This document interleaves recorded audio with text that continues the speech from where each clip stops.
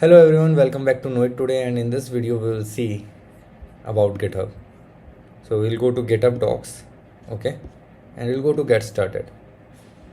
So we will see about GitHub and Git because it's important to know. I'll show you the power of GitHub.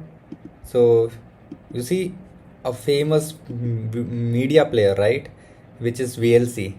Let's say, like, I don't know if you ever wondered or not how VLC works, how something like that is created. So it is an open source platform, it is an open source software, means its code is available and people can see everything from in its code, and it uses following languages: C, C++, these kind of languages, Makefile, Objective-C. That all makes VLC player, okay, and it's open source. And this is for Android app, how VLC Android app is created. Everything is listed here. This is whatever you see here, it is contained in this file called readme.md. So basically GitHub is a Google Drive or something similar to those for code, for developers, for programmers, for software engineers, okay. So yeah, about GitHub. So GitHub is a cloud-based platform where you can store, share, and work together with others to write code. So let's break it down. Cloud-based basically means it's a platform which you can use online, which you can access online. You don't need to download it. It works online, okay. It's a platform where you can store, where we can store, like, share also and work together. So by storing, as we created our GitHub account in our previous video, and also we created our repository. So repository is kind of a folder. Let's say we create a folder in our PC or in our mobile phone, smartphones. So those folder, right, a particular folder is called a repository, and a folder can have multiple folder, repo or repository. So it's an online repository, okay, and in which we can keep our files and other things related to those files. So storing your code in a repository on GitHub allows you to. So when we store those code, what we can do is we can showcase or share our work. So let's say we created a program, hello world, okay, and that program just prints hello world in C language or Python, okay, and we want to share that code. One way is we download the code and we take the number or email of a person and then share it with them, or we give it on a pen drive or something. Or maybe what we can do is, as this is a cloud platform, we can create a public repo and store the code in that, and we can share the link and the person can directly see the code. So this is how sharing happens. Storing is creating a repo and putting things on it. We will see how we can do that. And sharing, we now know we can share the link.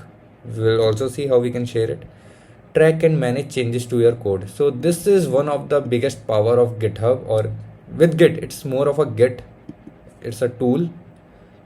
So we can track and manage changes of code over time. So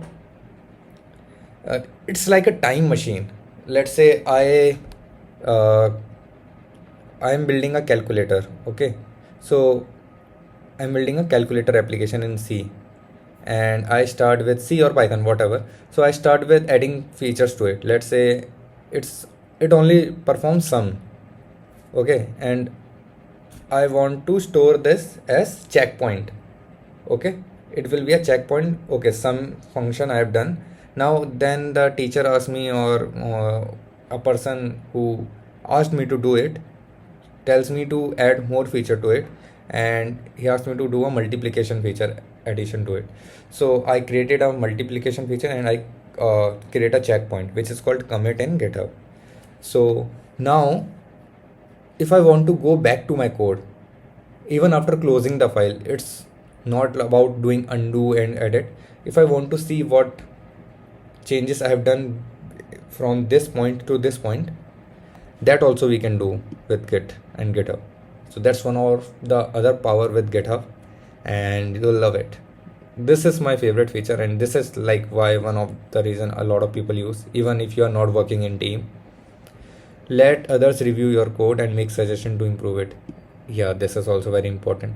So let's say you are a junior, you are a student, and someone is a teacher, and they want to check your code and give some suggestion to it, so they can do it without changing your code. They can just tell you, do this, this is wrong, something like that, and we'll learn that too.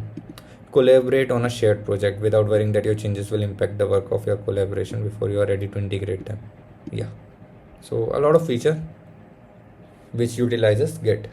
He's an author who has written this book, I guess. Yeah, so this author has written this book, and the nickname of the book is Python for Beginners.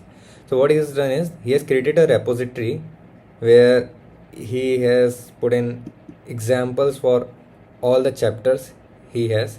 So let's say in chapter 1 he might be showing this program, roll die dynamic.py. So in this, maybe they create a program for rolling the dice.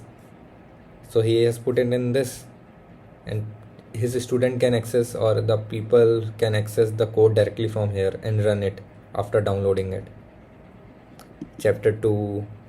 So let's see like what are the commits. So as I told you, commits are checkpoint to go back in the code. Okay, so if I want to go to a code, if I want to make all of my code look like how it was on November 16, I can go to this commit. So the readme file is something that keeps on changing, like it is something that is changing, because before he had Python for programmers.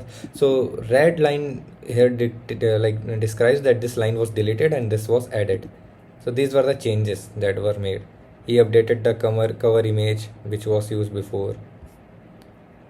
So that's how you track changes in GitHub. This is not how we do actually as a developer, but this is an overview of it, how we can use GitHub to check it. We check it on our code editors basically, but yeah, it gives you an idea how things work. So this guy created this repository with initial commit, where everything will be like nothing will be there and only readme file is there. Then he starts adding files to it. He updates the readme. He adds, okay, what this repository is for. Okay, and then we see what is the first source code that he uploaded. So he uploaded so many files, so maybe he has all these files in his desktop or something and PC, and he uploaded all of them. Then let's see what are the changes. Then he started doing it. He updated the cover image. He updated the readme again. Okay, so before he was writing this, now he has changed it to this. He has added his Amazon link to buy the book, and he continuously updated the readme on 30. So we can travel back to code, what changes happened. So our time machine from which we can go back to what our code looked like. So that's the power of Git, and with together with GitHub. So thanks for watching this video. I hope you liked this video and somewhat got an idea why GitHub is popular, or why GitHub is used, and why you should use GitHub if you are someone who is going into the development field or any field related to this. So give it a thumbs up if you enjoyed this video, and subscribe to the channel if you haven't yet, because a lot of people who are watching the videos haven't subscribed it. And do comment what more you want videos on, and I'll see if I can make it. Thanks for watching. See you in the next one.